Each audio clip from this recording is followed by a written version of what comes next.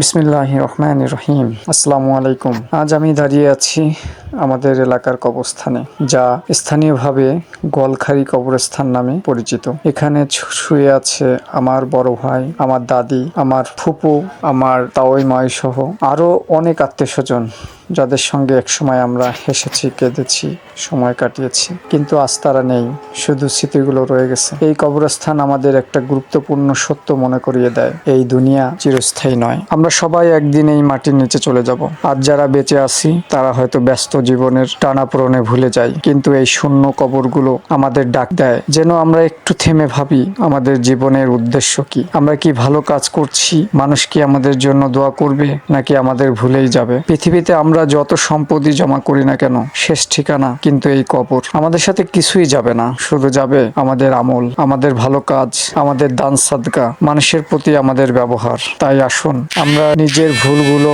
সংশোধন করি, নামাজ পড়ি, ভালো কাজ করি, মানুষের উপকার করি, যেন একদিন যখন আমরা এই মাটির নিচে চলে যাব তখন কেউ আমাদের জন্য দোয়া করবে, আমাদের ভালো কাজগুলো আমাদের সাথে থাকে। সবাই দয়া করে আমাদের পূর্বপুরুষদের জন্য, আত্মীয়স্বজনদের জন্য দোয়া করবেন। আল্লাহ যেন তাদের কবরে শান্তি দান করেন এবং আমাদের সবাইকে হেদায়েতের পথে চলার তৌফিক দান করেন। আমিন।